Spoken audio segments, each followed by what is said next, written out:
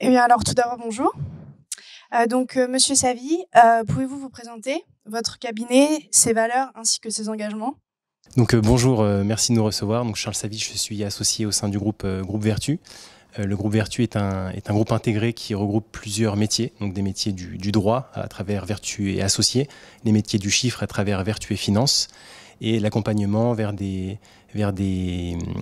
schémas, je dirais, de gouvernance plus novateurs, comme l'atteste aujourd'hui Mo France qui est présent ici.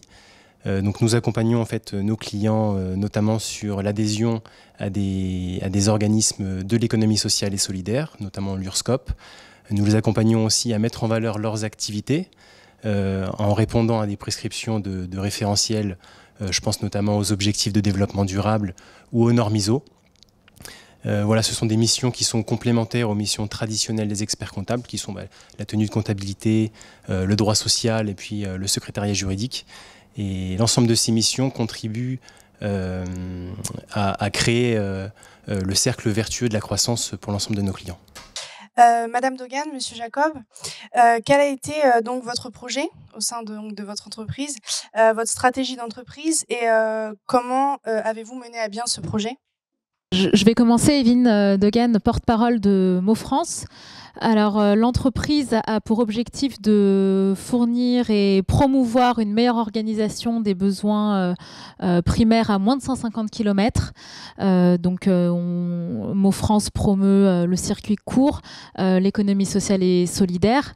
Et tout cela grâce à une connaissance fine de son environnement, un travail de sourcing qui est très important, des producteurs et agriculteurs locaux, dont Jean-Baptiste Jacob fait partie, puisqu'il est agriculteur.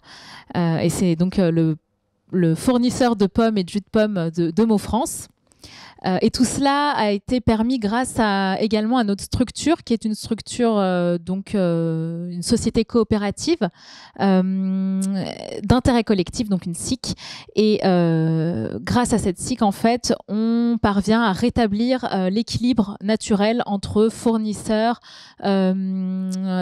collectivités locales, entreprises qui prennent part en fait au capital. Et comme dans les SIC, une personne égale une voix, c'est de cette manière qu'on réussit à rétablir l'équilibre. Aujourd'hui, Mo France a plusieurs activités. Il y a plusieurs marques. Il y a la marque Mo Shop, Mo Chef, Mo Café Coopératif et Mo Café et Croissant. Donc pour toutes les activités d'épicerie, libre-service haut de gamme avec conseiller de vente, donc ça c'est Mo Shop. Il y a Mo Chef, donc Mo Chef c'est pour toute la partie dark kitchen, donc vente à emporter de produits alimentaires. Et tout ce qui est cafétéria, tiers-lieu qu'on implémente dans les entreprises ou dans des écoles à Rouen, par exemple. Donc ça, c'est les mots café coopératif. Et enfin, mots café et croissant. Donc c'est pour tout ce qui est événementiel, mariage ou autre. C'est la branche qui anime vos soirées. Donc bonjour, Jean-Baptiste Jacob, agriculteur du côté de Bernay, donc dans l'Eure. Moi, j'ai adhéré en tant que sociétaire auprès de Mo, parce que c'est vrai que l'objectif de Mo était quelque chose d'assez vertueux, du fait que ça promeut le local et de proposer des produits, des bons produits aux clients dans un secteur quand même relativement restreint, et de revaloriser ces choses-là, en fait, de revenir au terroir. Et ça a été une opportunité aussi pour moi de pouvoir promouvoir mes produits, donc mes pommes, mon jus, via une filiale locale. Que vous a apporté l'accompagnement de votre expert comptable et donc pourquoi le choix de ce statut d'entreprise? Alors tout, c'est vrai que le statut de SIC est très compliqué à avoir. Les statuts sont très réglementés et grâce à l'expertise donc de Vertu et Finance, Mo France a pu avoir des statuts et donc un accompagnement solide pour obtenir la création de cette entreprise. En sachant que donc il fallait démontrer un intérêt social, une filière d'activité voilà, bien spécifique. Il fallait également démontrer un sociétariat hétérogène, donc un multisociétariat finalement. Respecter les différentes règles, c'est-à-dire, comme je l'ai rappelé tout à l'heure, une personne égale une voix, ce qui est très important dans le cadre d'une SIC, et surtout le fait que les excédents sont chaque année réintégrés dans la société, donc il y a une gestion désintéressée, disons, dans le cadre d'une SIC. Voilà, et donc c'est grâce à Vertu et Finance qu'on a réussi à démontrer avec force l'intérêt de notre projet et à obtenir les financements et l'accompagnement aussi, et puis l'adhésion des sociétaires et d'autres membres dans notre SIC. Monsieur Savy, quelles ont été les principales étapes de votre mission d'accompagnement de votre client à la création de cette entreprise ? Elles ont été multiples. Il y en a peut-être une centaine d'étapes dans une création de projet, mais si je peux les résumer en 3-4 étapes, je dirais la première, elle est très personnelle. Parce qu'il faut avoir une connaissance fine du terrain, il faut connaître l'environnement économique dans lequel va se développer cette future coopérative. Donc le client qui à la base, enfin qui au commencement est un prospect, ce n'était pas encore un client lorsqu'on s'est rencontrés. Et en fait, il faut avoir cette connaissance au préalable, parce qu'au moment où on est sollicité, surtout dans une phase de création, les temps sont très courts. Donc on ne peut pas se permettre finalement de laisser attendre 1 mois, 2 mois. En fait, il faut avoir les réponses de manière assez automatique. Et donc c'est là que la formation continue de l'expert comptable et la connaissance fine de l'environnement économique dans lequel il se dit spécialisé est très importante. Et en fait, cette partie-là en amont qui ne transparaît pas forcément dans l'exécution des missions, elle est permise avec toutes les formations qu'on suit à la fois à l'ordre et à la fois de manière personnelle, mais aussi à l'intérêt, je dirais, pour ce secteur d'activité qui finalement demande beaucoup plus de temps que le temps qui est réellement facturé, et ça on en est tous conscients. Le deuxième point, je dirais, ça a été l'écoute, parce qu'on s'est rencontrés, on a échangé sur leur projet. Ça a été, je dirais, l'étape essentielle, puisqu'ils ont exprimé un intérêt social fort pour le secteur coopératif et pour la volonté de mieux manger, d'avoir aussi cette mise en valeur de leur activité dans la communication avec leurs clients. Et en fait, je leur ai recommandé cette formule juridique qui me semblait être totalement adaptée à leurs besoins et à leurs attentes et à leur envie en fait, de présenter leur activité à leurs clients. Et donc là, ça a été la phase d'échange sur des besoins qui étaient exprimés clairement ou pas toujours. Et c'est là que la connaissance du terrain est importante, puisque on peut en fait mettre des réponses sur leurs envies, et ces réponses, elles sont claires. Donc là, en l'occurrence, sur la partie financement, donc ça, c'était la première étape.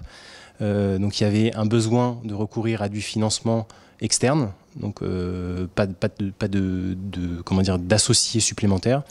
Et donc là, il a fallu solliciter donc les organismes de la chambre, des chambres de l'économie sociale et solidaire. Donc je pense à la Normandie d'ailleurs qu'on remercie et qui a accompagné le projet à sa constitution, donc à sa création. J'en oublie, mais il y a la Banque Populaire aussi qui nous a accompagnés, et la chambre ESS aussi de la Banque Populaire. Voilà, donc c'est recherche d'investisseurs. Ça, c'était le premier point. Le deuxième point, ça a été sur la partie juridique. Donc, comme l'a dit Evelyne Dogan, effectivement, c'est une structure compliquée, la SIC, parce qu'il y a une multitude de sociétaires. Il y a des obligations de réinjecter une quote-part de son résultat dans les capitaux propres de manière annuelle et obligatoire pour pouvoir perdurer et conserver en fait cette reconnaissance de l'économie sociale et solidaire. Donc ça, c'est le deuxième point.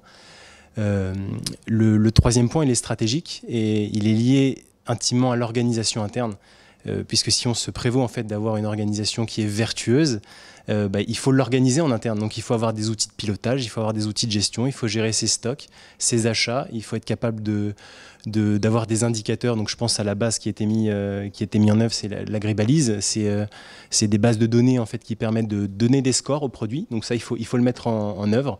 Et donc c'est là que moi je suis intervenu avec le cabinet, avec mes équipes pour structurer finalement les outils de gestion. Donc c'est du vrai contrôle de gestion. Et voilà, je pense que c'est les principales étapes. Et puis la dernière, donc voilà, c'était les étapes de l'exécution, pardon. Et la dernière, c'est le suivi. Donc tout simplement, il faut de manière périodique revoir si tous ces indicateurs-là sont bien implémentés. Sur le plan juridique, étant donné qu'il y a une révision triennale du statut de SS, donc d'économie sociale et solidaire, par l'URSSCOP, qui est l'Union régionale des sociétés coopératives, et bien à force d'échanges avec l'URSSCOP, on a eu la chance, nous en tant qu'experts comptables, de faire partie du conseil d'administration de l'URSSCOP et donc de représenter Mo France dans cette institution. Et c'est une institution qui donne des formations sur le SS, qui fait effectivement les révisions coopératives. Donc c'est-à-dire que Mo France a l'obligation de respecter ses engagements qui sont inscrits dans leur statut. Et donc l'URSSCOP en fait intervient tous les 3 ans. Donc il y a un contrôleur qui vient, qui revoit tous les indicateurs, tout ce qui a été construit finalement par le cabinet. Et donc voilà, ça c'est l'étape du suivi. Et je pense qu'on a couvert à peu près toutes les mailles du projet. Madame Dogan, Monsieur Jacob, l'obtention du label d'entreprise sociale et solidaire est l'aboutissement de ce projet et la reconnaissance de la réussite de celui-ci. En quoi votre expert comptable vous a aidé dans l'obtention de ce label ? Sur tous les champs, en fait, c'est hyper confortable pour une entreprise comme Mo France d'avoir un expert comptable et une équipe solide derrière, qui a un bon carnet d'adresses, qui sait aller chercher l'information, qui sait vers qui orienter. Donc voilà, ça nous a permis de nous dégager aussi, de dégager beaucoup de temps à Mo France pour aller chercher développer les clients, garder les clients actuels aussi, puisque donc on a aujourd'hui parmi nos clients, on a une entreprise française du CAC 40, donc c'est quand même pas rien. Voilà,